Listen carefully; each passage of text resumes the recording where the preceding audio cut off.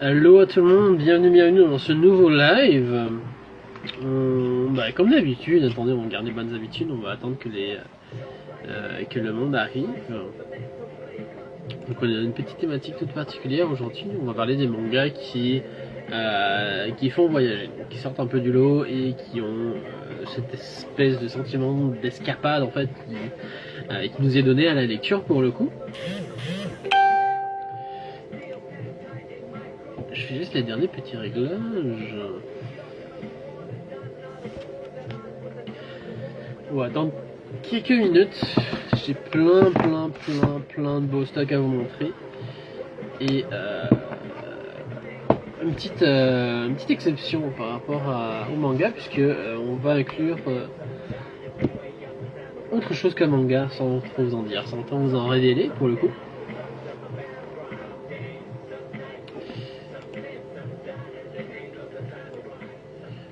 Sur du petit Ninjabi.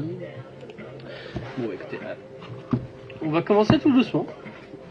J'ai beaucoup de choses à vous présenter. Je sais pas si on aura le temps de tout faire dans la vidéo, dans le live, et qu'on a que 1h45 minutes ensemble. Mais sachant que j'ai des vieilles séries, autant des nouvelles, autant des trucs qui viennent vraiment de sortir il y a même pas une semaine. Et c'est parti pour le coup. Donc je répète, la thématique d'aujourd'hui c'est les mangas qui nous font voyager, donc les mangas qui nous nous englobe en fait, qui nous permet de nous échapper dans un univers qui est totalement immersif.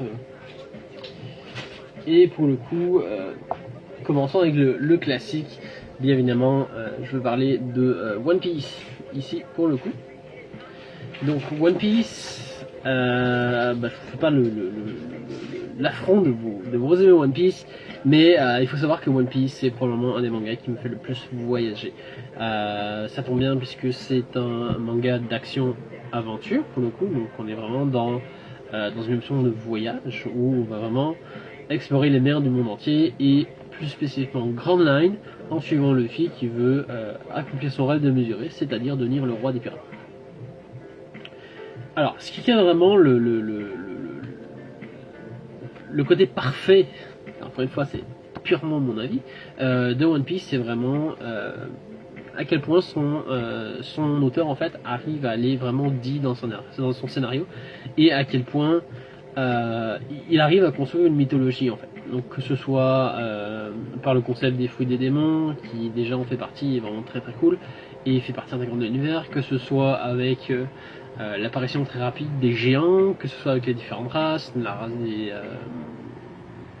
des longues jambes, des longs coups et des longs bras pour le coup. C'est qu'on voit vraiment One Piece nous offre une espèce de diversité genre incroyable en termes d'univers, qui pour le coup, même si on pourrait considérer que ça pourrait nous se passer à notre époque ou plus ou moins à notre époque, nous donne une dimension en fait vraiment toute particulière pour le coup. Donc vous l'aurez compris, on va suivre Luffy qui un jour mange ce fruit des démons, et en fait les fruits des démons vont en grande partie donner cette originalité en fait à l'œuvre, du fait que peu importe, on va suivre dans des aventures qui au fur et à mesure vont se faire des compagnons, et qui au fur et à mesure en fait vont rencontrer de plus en plus d'utilisateurs de fruits des démons. Donc ça marche un peu comme la JoJo en fait. C'est qu'on pourrait considérer que il est dit dans le Joe que les manières de Storm s'attirent l'un envers l'autre, mais on pourrait plus ou moins considérer One Piece de la même façon, ou dans le sens, plus on va avancer, plus on va découvrir des utilisateurs de fruits des démons. Donc que ce soit Luffy qui a mangé le fruit du démon, le Gomu Gomu no Gomu Gomu no Mi, que ce soit Ace, son frère, qui a mangé le Mera Mera no Mi, donc le fruit du démon du feu, fait qu'il devient le feu littéralement. Et ce qui est bien avec ce fruit du démon là en fait, c'est que ils sont divisés en plusieurs parties en fait. C'est qu'on a les Zoan, on a les Paramecia et on a les Logia en fait. Et chacun des trois pour le coup ont une spécificité en fait. Donc par exemple les Loan vont plus les Loan vont plus ressembler dans le fond, c'est des fruits et légumes qui vont plus être associés à des animaux, tels que le loa du chien, du chat plutôt, le loa de la girafe, le zoan plutôt de l'humain par exemple, ce qui va être le fruit de Tony Chopper, qui est un personnage qui apparaît plus tard. Ensuite de ça, on a les paraméciens qui sont plus sur des propriétés physiques en fait. C'est comme il y a un personnage à un moment donné qui est un personnage random assez, qui va avoir le fruit du ressort, ou Luffy qui va avoir un fruit, le fruit du caoutchouc pour le coup. Et on peut penser que le fruit du caoutchouc c'est assez plate comme fruit, mais on va voir que tout au long de la série, l'auteur arrive vraiment à construire quelque chose de vachement intéressant, ne serait-ce qu'au niveau scientifique et au niveau médical en fait, ne serait-ce que plus anatomique même, je dirais, où la façon dont il va exploiter ce fruit-là, en fait, va vraiment être excellente, puis vraiment faire du sens, mine de rien, en fait.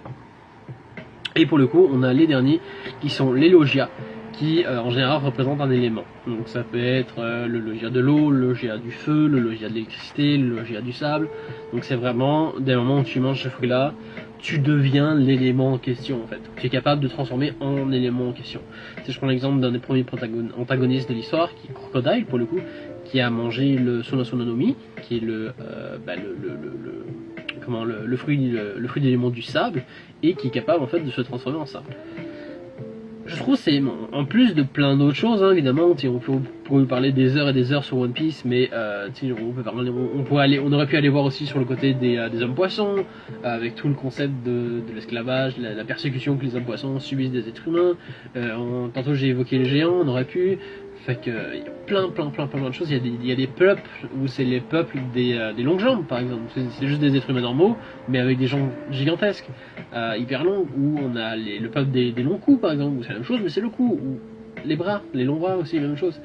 Et c'est toute cette diversité en fait qui crée vraiment la richesse et qui nous permet finalement en tant que lecteur de s'échapper de notre train-train quotidien pour le coup, et qui crée vraiment toute cette mythologie autour de cet univers, donc cette mythologie One Piece si on peut dire, et qui fait que ça dure depuis presque 25 ans, je pense que c'est cette année ou l'année prochaine où One Piece fête ses 25 ans, qui beaucoup crée un univers vraiment très très beau.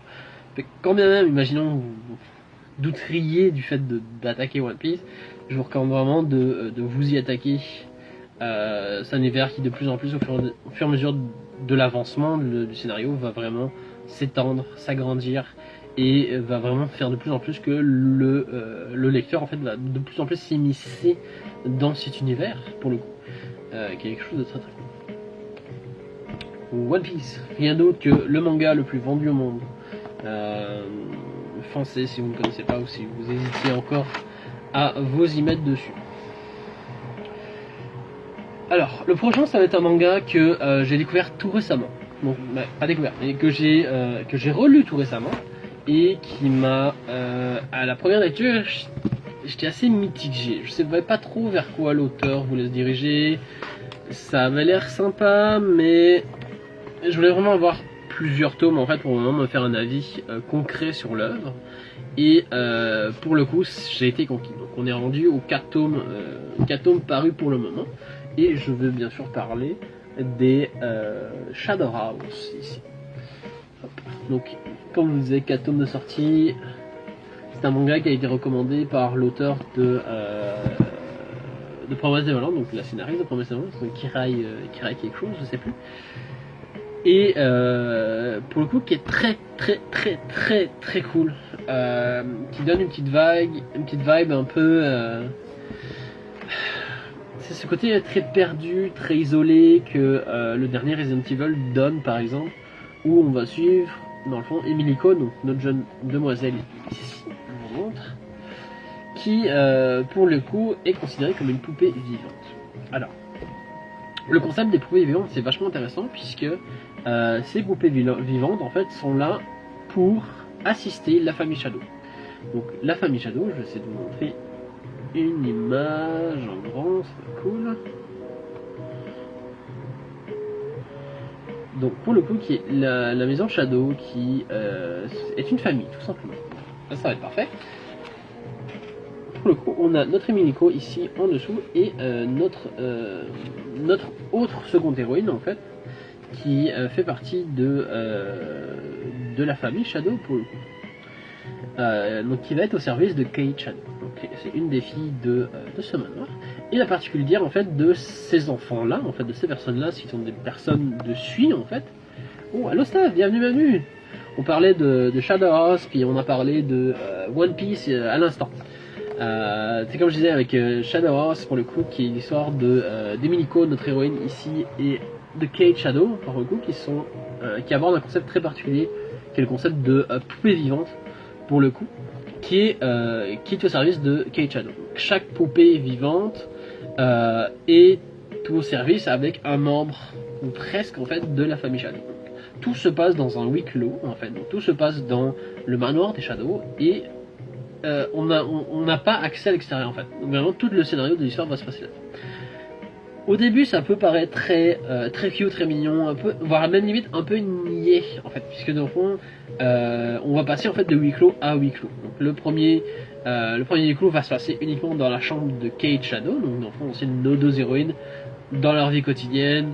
On va apprendre comment ce que l'une de l'autre en fait interagissent l'une envers l'autre et quels sont leurs caractères. Fait que vraiment c'est plus une espèce de présentation des personnages qui est vachement intéressant, qui est vachement très cool. Et tout commence un peu à déraper au moment où ces deux derniers en fait sont voués à subir une cérémonie en fait d'introduction pour devenir l'ombre d'un membre de Shadow. Donc ce concept là qui fait que, étant donné que les membres de la famille Shadow n'ont pas vraiment de visage, ils sont tout noirs en fait, leurs poupées vivantes deviendront le modèle à 100% et leur serviront de visage en fait, en étant à côté d'eux et en imitant en fait leur mimique, leurs humeurs, tout ce qui est au niveau du côté expressif en fait. Et de ce fait là, il va y avoir une espèce d'intimité qui va se lier l'une avec l'autre et on va se rendre compte en fait que nos deux héroïnes, tranquillement pas vite en fait, vont se rendre compte qu'il y a de plus en plus de mystères en fait autour de ce concept là et autour de ce fameux manoir en fait. Comme par exemple qu'au bout d'un moment ils vont rencontrer plusieurs autres Shadows pour le coup et notre héroïne ici Kate Shadow pour le coup est un peu révoltée par ce concept là de poupée vivante en fait et va tout faire pour justement briser en fait ce concept là et mettre fin à ce système là en fait de visage de personnalité vivante en fait via leur poupée afin de se sauver et de sauver Emilico en fait dont elle est vachement attachée. C'est vraiment très cool. Pour le coup, je peux vous montrer quelques images, le dessin est vraiment très cool. Je vous dis, comme au niveau du premier tome, ça peut vous paraître très cute, très mignon comme dessin. Je vais vous montrer. Mais très vite en fait on va voir que Emilico va un peu se rebeller puis en héroïne de shonen en fait, on peut dire ça, va avoir des valeurs très naïves, très franches, très sereines et des moments où elle va faire des bêtises, elle va essayer de les réparer de façon vraiment très naïvement. C'est un moment elle fait tomber, elle abîme une poupée de Madame Kate Shadow pour le coup et elle va tout faire en fait, elle va la prendre à la couture pour lui réparer ces poupées là et il y a vraiment ce côté très innocent qui va embarquer pour le coup jusqu'au moment où va y se passer de quoi elle va être obligée de passer la nuit dans le manoir. Le problème c'est que toute cette suie qui est dégagée par la maison Shadow pour le coup va créer d'autres créatures.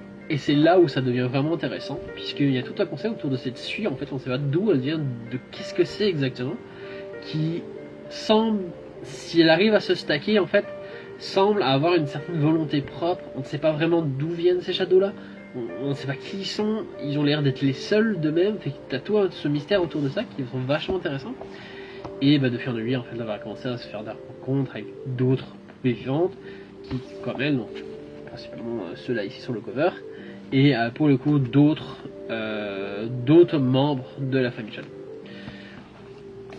Je vous en dis pas plus parce qu'il y a beaucoup sinon je risque vraiment de spoiler et ce serait dommage. mais sachez que c'est un scénario et une série qui a été confirmée et validée par l'auteur de Promised Neverland, qui porte beaucoup d'importance au scénario et à comment une histoire est racontée. Pour moi, c'est vraiment le truc qui m'a convaincu, littéralement, de me jeter sur les tomes et de reprendre la série, d'au moins lui donner une seconde chance pour lui. Pour ceux que ça intéresserait, Shadow House, ça donne vraiment une espèce d'ambiance vraiment très... de se plonger dans cette espèce de mystère, un peu le même film que quand on se plonge dans le conte de Bram Stoker, en fait, où cet nouvel univers qui est attaché en fait à la famille Shadow, pour le coup, et au conte Dracula dans Dracula, en fait, va toujours essayer de nous pousser jusqu'à aller en fait à tourner la prochaine page pour en apprendre un peu plus. C'est comme, ok, il y a ça qui se passe, mais attends, d'où ça vient, qu'est-ce que c'est, d'où ça sort, et c'est constamment un truc qui va qui va pour le coup nous pousser, du moins qui m'a poussé à la lecture encore et encore et encore. Très très cool. Shadow House, si ça vous intéresse, très très cool. Alors, je vais vous parler d'un tout nouveau aussi qui est arrivé tout récemment, qui est une petite pépite que j'aime vraiment beaucoup. Et donc là on est plus dans l'humour, mais vous allez voir, c'est en lien aussi avec un autre manga que je vais vous présenter, qui touche une partie de la pop culture, si on peut dire ça, puisqu'il s'agit de Mushle, ici présent, qui est une espèce de rip-off humoristique du monde d'Harry Potter, où on va suivre en fait un jeune héros qui n'a pas de magie, qui va évoluer dans un monde où la magie fait partie de la vie de tous les jours, et des moments où on apprend que des sorts magie existent, en fait, ils sont voués à être... je vois Steph qui gapote, mais oui, machin, c'est la bombe. Il y a 2 tomes de sortie pour le moment, et en fait, c'est comme... Probablement que c'est fait exprès, mais l'auteur s'inspire beaucoup de l'univers de Harry Potter, ou même clairement, c'est clairement évident, où on va justement se rendre compte que, par exemple, c'est le passage où il va faire du balai volant, ou le passage où il va passer sur le chapeau magique, ou le passage où il va rencontrer Dumbledore, où c'est vraiment des trucs qui sont hilarants. Et pour le coup, Mushle, de quoi ça parle? Donc pour le coup, il s'avère que la police anti-magie, en fait, découvre que Mushle n'a pas de pouvoir magique. Le problème, c'est que malgré l'interdiction de son père d'aller en ville, Mushle, en fait, s'est lancé pour dire, bon bah écoute, il y a une promotion sur les petits choux à la crème, puis moi j'adore les petits choux à la crème, et que je vais juste tout simplement aller en chercher. Le problème, c'est que toutes les personnes qui ont des prédispositions à la magie, en fait, ont cette espèce de... je sais pas si vous voyez bien, mais c'est une espèce de ligne, en fait, sur le visage. Et plus tu as de lignes, forcément, plus tu vas être prédisposé à faire de la magie. Le truc, c'est que ça se décale beaucoup, en fait, sur Harry Potter. Et pour le coup, il s'est fait faire, en fait, pour pouvoir mener une vie tranquille et paisible avec son père, en fait. Il va se faire poser un pari. C'est de devenir le meilleur. Je sais plus, c'est... attendez, j'essaie de vous retrouver le nom exact. Mais c'est de devenir... attendez. Il y a un terme particulier. Voilà. Donc il va essayer de devenir ce qu'on appelle un élu divin. Donc oui, mais clairement, t'as bien raison, Steph. Mais c'est ça, en fait, on va lui proposer une situation, donc ce gars-là qui fait partie de la police magique, qui va lui proposer, bon bah écoute, si tu veux vivre de nouveau tranquille avec ton père, en fait, sans qu'on te pose de problème, il va falloir que tu deviennes un élu divin et que tu partages la prime qui est donnée aux personnes qui acquièrent ce statut social, en fait. Et notre héros, c'est un truc qui est infaisable parce que qui est censé être infaisable puisque dans le fond il faut de la magie. Et pour le coup, le héros va dire ok, bon, top là, je marche, je vais le faire. C'est qu'il va se lancer dans la fameuse école de magie, qui ressemble beaucoup. J'essaie de vous trouver une image, voilà. Donc la fameuse école de magie qui ressemble, si vous regardez en fait de loin, qui va ressembler comme 2 gouttes d'eau en fait à Poudlard, quoi. on voit vraiment que, en fait, ici, on a le petit pont, on a le truc pour les bateaux qui s'en viennent. Fait que c'est vraiment Poudlard, en fait. Fait que l'auteur, je sais pas si c'est vraiment considéré comme du plagiat, puis qu'il faut, je sais pas, pour vrai, et c'est ahurissant, et c'est un peu en fait dans le même concept que Mob Psycho, en fait, étant donné qu'il n'a pas de magie, il va devoir improviser des tours en fait pour montrer qu'il utilise la magie et ne pas se faire ne pas se faire spotter, en fait, ne pas se faire prendre. Et notamment au début, qui est une introduction avec un examen tout simplement, et on voit en fait que les lettres magiques puis les problèmes en fait tournent un peu dans tous les sens pour donner du fil à retordre aux élèves. Et là où en fait il faut faire un tour de magie puis utiliser sa baguette pour les faire s'arrêter, Machel il fait juste un coup de pression en fait. Et de même il fait juste un coup de pression au truc et les lettres se remettent au sol. Donc c'est tout plein de petits gags comme ça qui sont juste hilarants.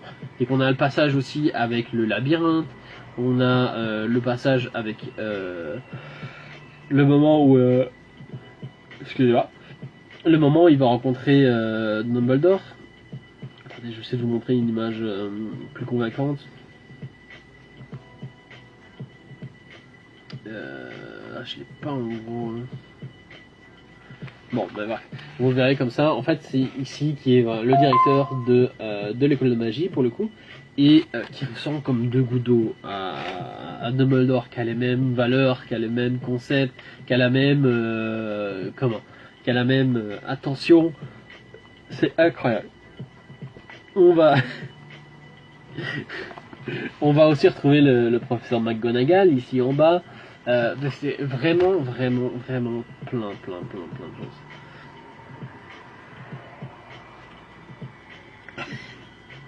Et ça va nous faire des phases genre de ce style qui sont juste hilarantes. Donc c'est vraiment ce concept où on va vraiment beaucoup retrouver le concept d'Harry Potter, qui vont vraiment nous replonger dans, pour la plupart, dans cet univers pour le coup, qui, moi le premier, a réussi à me faire m'évader vraiment très cool. Donc c'est une grosse nostalgie qui vient reprendre le dessus, un gros clin d'œil, et un manga de qualité clairement, qui selon moi fera vraiment beaucoup de bruit. Donc il est encore un peu très méconnu puisqu'il vient de sortir, mais à surveiller clairement. Ensuite de ça, on va reparler d'un autre. Alors, je vous avertis, c'est un manga.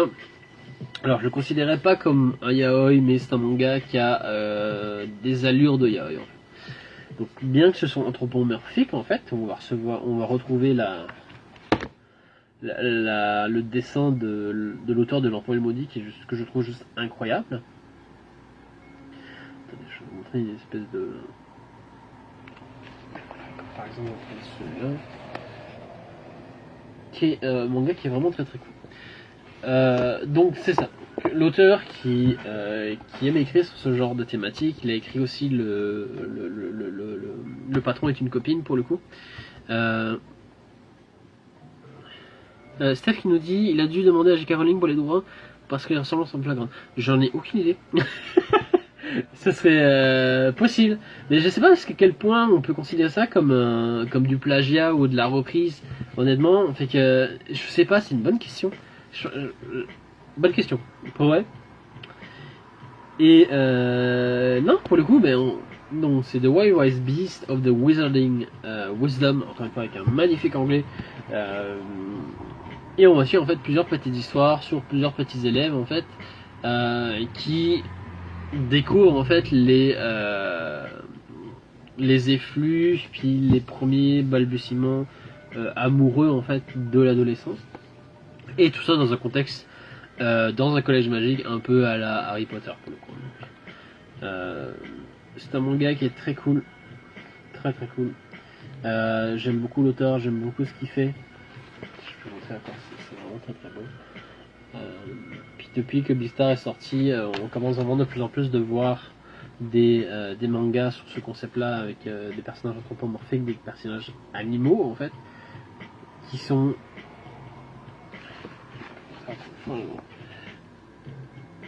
C'est vraiment très cool. Honnêtement, ça se prend vraiment pas, ça se prend pas forcément au sérieux. Il n'y a rien d'explicite encore une fois. Ça reste vraiment de la relation entre deux personnages, tout simplement. Deux histoires amoureuses, vraiment ce côté très, ce début de flirt en fait, de relation amoureuse, qui est très très cool. Attention toutefois, c'est un grand format.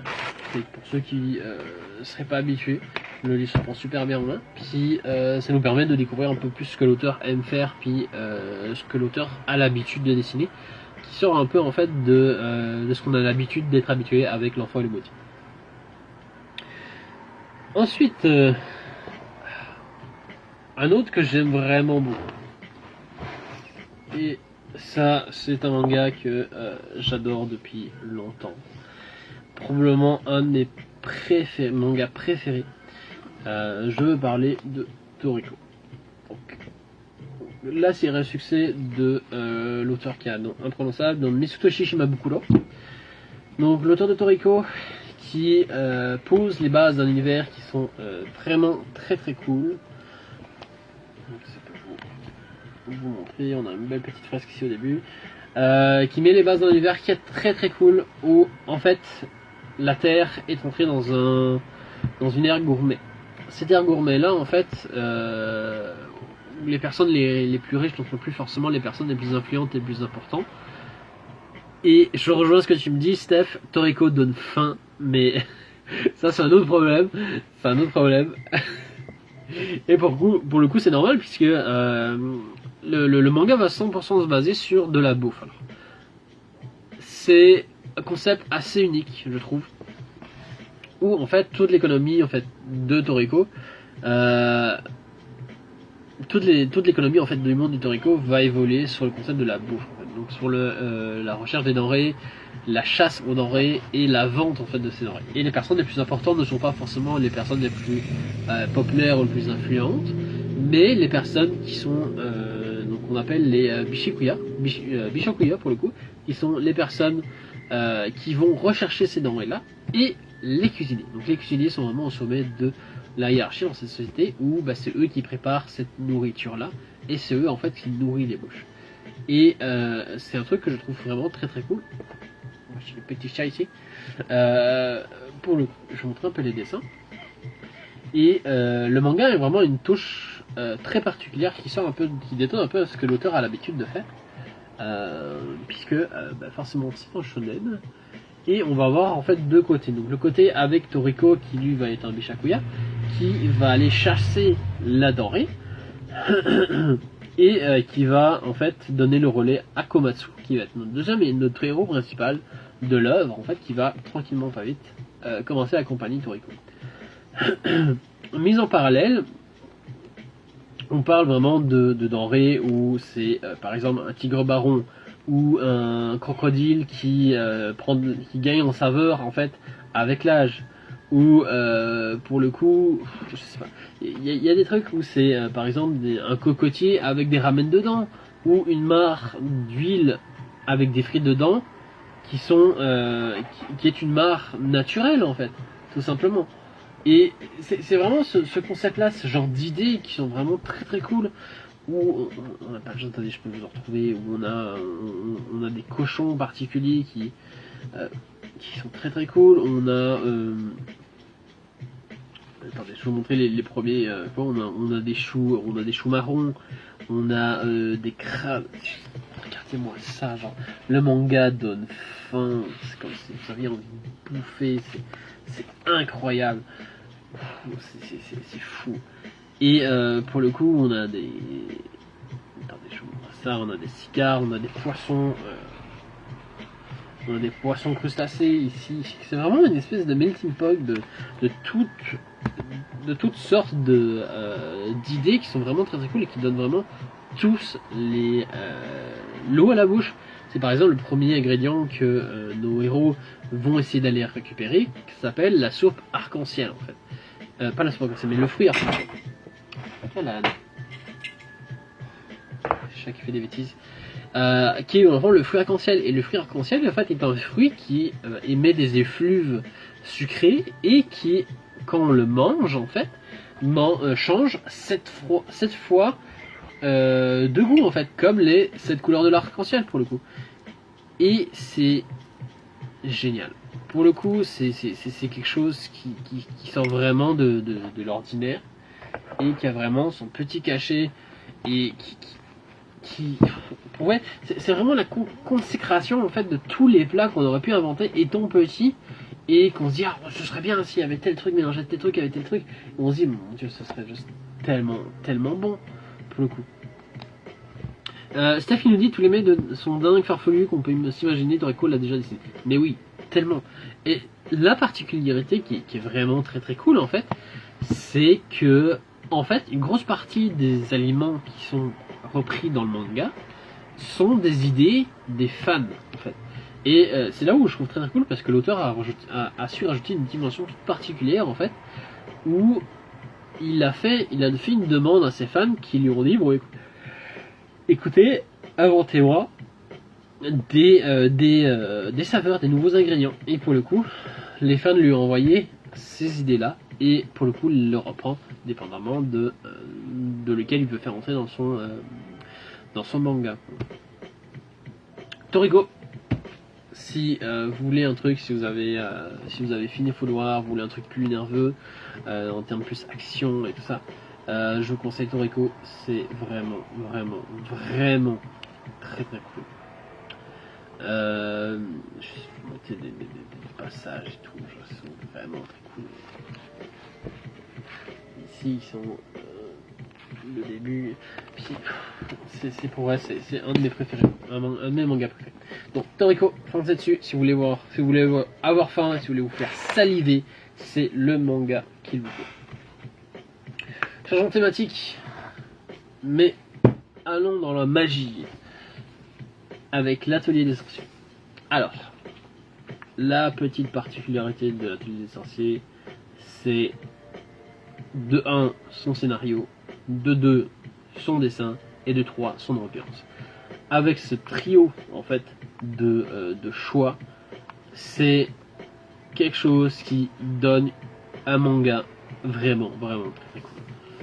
On va suivre dans le fond l'histoire de Coco, notre jeune héroïne ici, qui depuis toujours en fait s'est toujours intéressée à la magie. Le problème, c'est que la magie est en permanence en fait associée et limitée d'accès en fait. Donc ce n'est pas n'importe qui peut accéder à ces magies. Donc c'est vraiment les personnes de haute noblesse, les personnes qui ont certaines qualifications pour, et toutes les personnes qui n'en ont pas forcément. Ne sont pas autorisées. Donc ça ne veut pas dire qu'elles ne peuvent pas apprendre, mais ne sont pas autorisées à manipuler puis à apprendre à faire la magie. Le problème, en fait, il va se passer que dans la petite teinturerie de sa mère, qui est aussi de leur maison, Coco va voir en fait c'est ce magicien qui va tout simplement faire une petite course en fait de draps finalement. Il va se passer de quoi qui va faire que notre héros va utiliser la magie. Et en voulant s'isoler, en fait, Coco décide en fait d'un peu de se sneak in dans la maison et en fait le regarde à son insu. Donc elle apprend en fait sans forcément avoir les bases et les capacités nécessaires pour se pratiquer justement à faire de la magie. Et à ce moment-là, en fait, elle se rappelle que étant petite, en fait, un étrange vendeur qui ressemble ici. Ah, celui-ci. Lui a donné un cahier, un pinceau et de l'encre. Et qu'on va apprendre que pour effectuer de la magie, en fait, il faut les dessiner. Donc la magie passe par les dessins, en fait, par le dessinage, par le crayon, par le pinceau particulier et par l'encre. Et comme de fait, en fait, en voyant ce magicien en fait résoudre le problème dont il est question, elle va se rappeler ça et va s'essayer en fait. Le problème, c'est que sans formation et sans les responsabilités qui va avec, elle va commencer je vois ici commencer en fait de son bord à en faire. Le problème c'est que vous notez très vite en fait ça va virer en fait ça va poser un problème en fait. jusqu'au moment où, en créant un sort en fait, elle va cristalliser sa maison et sa mère. Donc sa mère étant en étant cryogénisée, voilà, elle va apprendre, pour le coup, elle va commencer à apprendre en fait, elle va aller sous la tutelle en fait de notre fameux sorcier et va commencer à apprendre à réparer ses erreurs déjà, donc à assumer son erreur et à commencer en fait à trouver une solution pour libérer sa mère. Et c'est à ce moment-là où l'auteur en fait offre un univers incroyable. Allo AU, bienvenue. Tu me dis bonjour, cool pour être sorcier. Oui, série super nice. Et que je vous montre encore les dessins qui sont juste incroyables. Et c'est vraiment à ce moment-là où on va avoir toute une dimension très Ghibli-esque en fait. Donc ça va être vraiment beaucoup à tout ce que Ghibli pourrait faire, à tout ce un univers que Ghibli en fait pourrait avoir posé en fait dans un de ses films. Si je vous montre une double page ici, on voit en fait le fameux atelier du magicien en question et en fait chaque chose est vraiment envoûtante en fait. Que ce soit les dessins, que ce soit la manipulation de la magie, que ce soit la façon de raconter telle ou telle chose, c'est une folie. Je vous montre. Ah, voilà. C'est cette fameuse image là que j'adore. Encore une fois, où on voit c'est une espèce de portail, de porte qui, grâce à la magie en fait, permet de voyager de place en place. Et ça a vraiment une thématique très très particulière. C'est juste magnifique. Alors, il faut savoir que l'auteur n'en est pas à sa première œuvre. En fait, il faut savoir qu'elle a déjà l'habitude de dessiner dans les comics et qu'on peut clairement qu'elle a un niveau plus que correct pour un début de manga et que c'est clairement ça qui nous permet en fait de s'en sortir aussi bien en fait. Je peux vous montrer, c'est vraiment beau. Où là, elle est rendue à faire passer un examen. Et on a ces espèces de boules qui volent, qui donnent toute une dimension très exotique, très alien, très... Pour le coup, moi je suis vraiment sous le charme. Et le problème, c'est que l'auteur est très forte aussi en cliffhanger. C'est que ne vous étonnez pas, arrivez à la fin où elle vous lâche une double page hyper bien dessinée, où il se passe de quoi, et vous devez attendre, malheureusement. C'est que l'atelier des sorciers, si vous aimez, c'est très cool. C'est la première série qui a été éditée de l'auteur. Elle a sorti une autre série qui s'appelle Divine, qui est un peu moins immersif si pour le coup, mais qui est très cool aussi, qui sont l'histoire d'un démon et d'un ange qui se font un peu la misère l'un envers l'autre. Alors je vais un peu encore pas déranger à la règle, puisque on va parler d'un manga qui est rentré hier pour le coup. Donc je pense, hop, donc c'est Yosakura Family. Donc vraiment un manga très cool. Donc là on est plus vraiment sur de la magie ou de l'univers, ça, mais ça va quand même nous dépayser et vraiment nous donner une dimension, ce concept de voyage en fait, parce que comme avec Spy X Family en fait qui est ici en fait, il va être question du monde des espions. Et qu'en fait, le scénario renoue avec une ancienne thématique en fait, qui est le monde de l'espionnage un peu à la James Bond, mais repris sous l'univers de la famille Yosakura. Donc on va suivre l'histoire de je sais plus comment il s'appelle, donc Tayo qui va être notre héros, qui va être ici sur la couverture, qui pour le coup alors ça commence vraiment pour une réponse, un événement très bête en fait, ayant perdu ses parents en fait. Notre héros a toujours été accompagné de son ami d'enfance, ici l'enfant, qui est Motsumi no Yozakura, qui est son ami d'enfance. Et il s'avère que son frère, ici, malheureusement, est un peu trop protecteur envers sa sœur. Et jusqu'au jour où il s'avère que son frère, étant le sous-directeur ou le directeur, je ne sais plus, de son école, va le convoquer dans son bureau et va le menacer, puisqu'il représente en fait une menace pour sa sœur. De ce fait-là, en fait, tout va se chambouler et le manga va prendre une dimension vraiment toute un peu plus mature pour le coup et un peu moins niais, où il va faire la rencontre, bon gré mal gré en fait, de la famille Yozakura pour le coup, qui est une famille d'espions. Donc la Yozakura, c'est pas facile à dire, pour le coup, va lui proposer, bon écoute, pour échapper à son frère qui est un peu malade, un peu trop débile sur les bords, puis psychopathe et tout, qui lui veut sa peau, en fait, il va tranquillement. Et il va devoir en fait prendre sa meilleure amie pour épouse, tout simplement. Puisqu'il y a une règle qui dit que, en devenant pour le coup un membre de la famille, dans le fond, son frère ne devra plus s'en prendre à lui puisqu'il fera partie de la famille. Et c'est vraiment le dogme ultime, c'est que dans n'importe quel cas, et dépendamment de n'importe quelle situation en fait, même si c'est justifié, on ne s'en prend pas à la famille, tout simplement. Je vais vous montrer encore une fois les dessins qui promet très très cool. Donc c'est arrivé, c'est tout récent, c'est arrivé il y a quelques jours, je l'ai lu hier. Qui est très cool. Je peux montrer l'auteur maîtrise ses dessins, c'est fou pour le coup.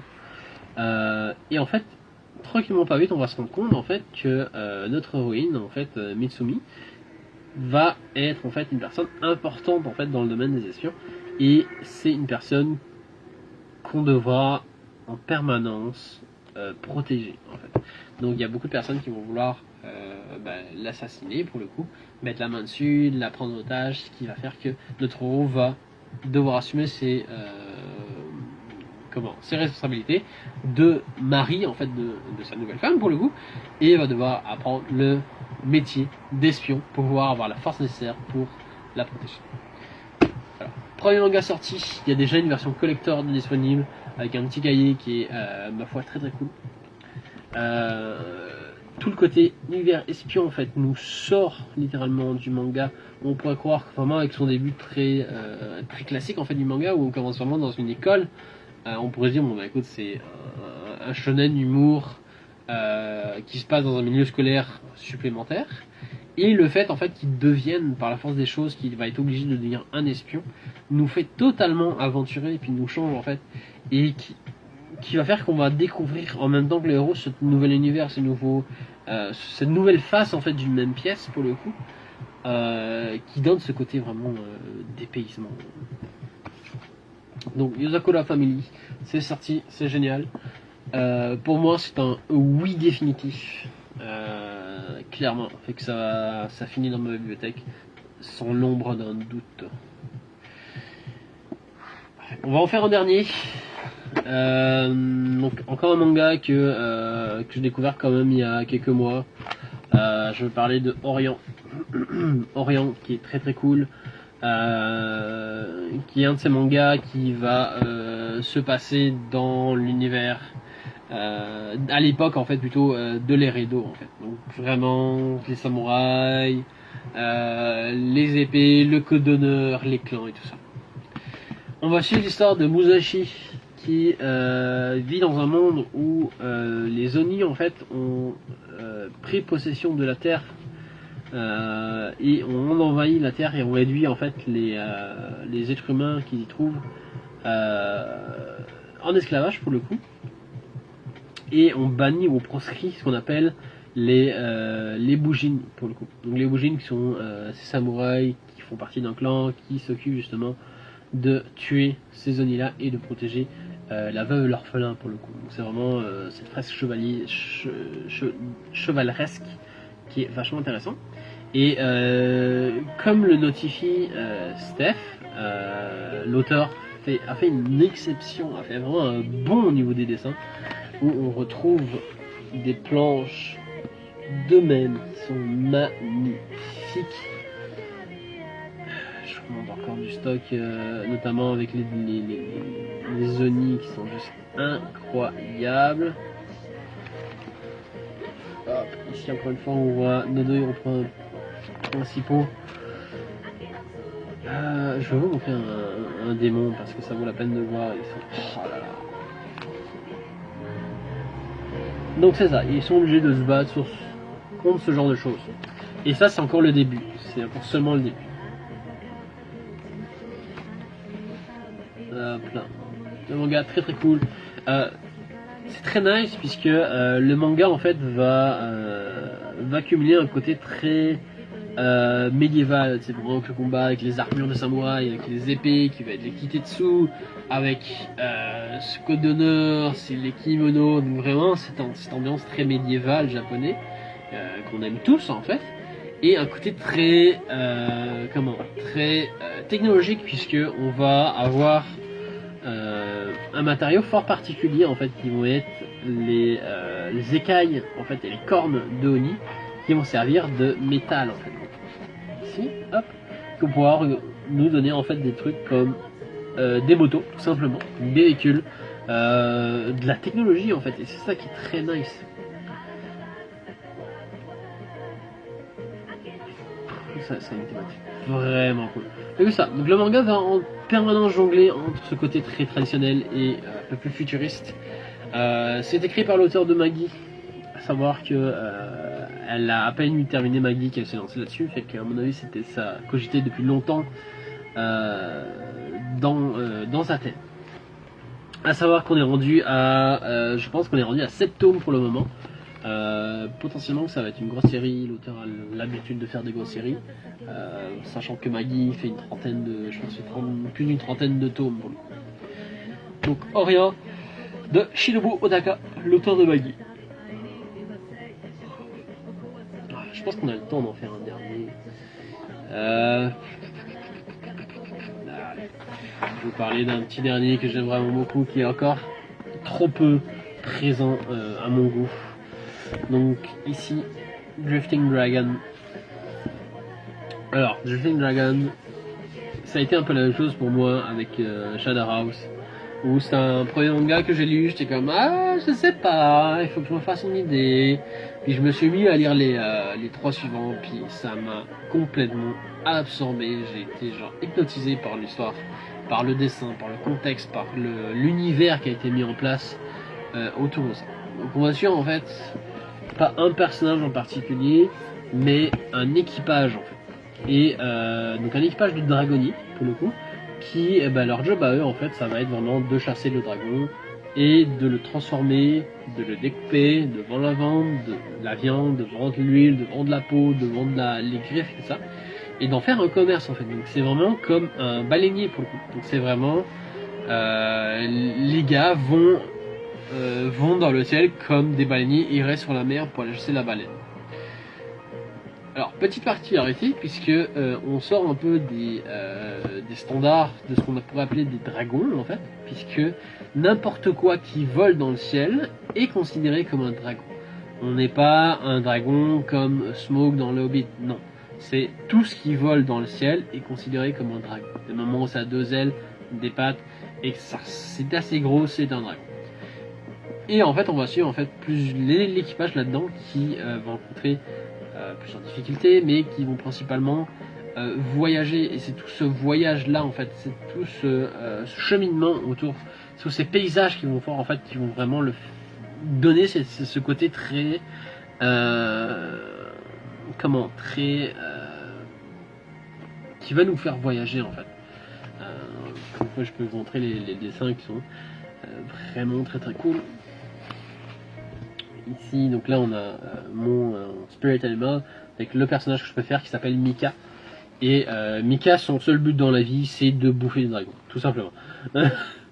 Fait qu'il ne chasse uniquement que pour manger. Je peux vous montrer encore une fois. C'est vraiment très très stylé. Et donc c'est ça. Donc c'est vraiment un équipage à bord d'un dirigeable qui chasse en fait les dragons. Donc c'est vraiment, c'est comme je vous dis, genre, ce qu'on voit ici là, ça c'est un dragon, ça ressemble pas vraiment à un dragon. Attendez, je vais vous trouver d'autres. Et puis je pense que c'est vraiment ça. Une espèce d'oiseau machin boursouflé en fait. Ça aussi c'est un dragon. Donc c'est vraiment tout ce qui vole. Tout ce qui vole et tout ce qui se trouve dans le ciel est considéré comme un dragon. Et que de plus en plus, plus on va avancer, plus on va découvrir en fait. Plus on va découvrir nos héros, comment eux en fait interagissent l'un l'autre, comment est-ce que se passe la vie à bord du vaisseau, comment est-ce que se passe la chasse, comment est-ce qu'ils s'organisent, quels sont les risques et tout ça. C'est vraiment une œuvre. Excusez-moi. C'est vraiment une œuvre vraiment posée, relax, vraiment pas de prise de tête, où on a une grosse journée, on se pose, on lit un tome de Diffry Dragon, puis c'est juste parfait. Comme encore ici, je peux vous montrer encore une fois. Donc ça, c'est considéré comme un dragon. C'est un manga très très cool. Puis petite particularité pour ceux qui aimeraient la cuisine, sachez que les recettes sont derrière les pages de chapitres, pour le coup. Donc très très cool, Diffry Dragon. Ça a une vague très Nausicaa pour le coup avec les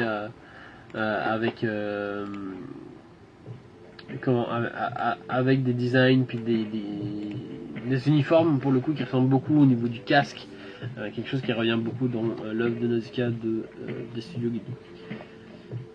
Donc 1-2, on est rendu au tome 6 qui vient de sortir, c'est une petite série à date, elle est toujours en cours d'écriture, l'auteur n'a pas annoncé qu'il allait s'arrêter ou quoi que ce soit, c'est que potentiellement que ça va être une belle série. Sur ce, on a parlé de beaucoup de choses. J'ai malheureusement pas eu le temps de tout explorer. Comme d'habitude, je vous mets tout en commentaire. Je vous mets la liste disponible donc sur le site web afin que si ça vous intéresse de vous y pencher ou même d'aller voir tout simplement, de reprendre les titres. Sur ce, prenez soin de vous. On se retrouve une prochaine fois pour un prochain live. Donc la semaine prochaine pour nos lives, mais pas avec moi. Sur ce, prenez soin de vous. Bye bye.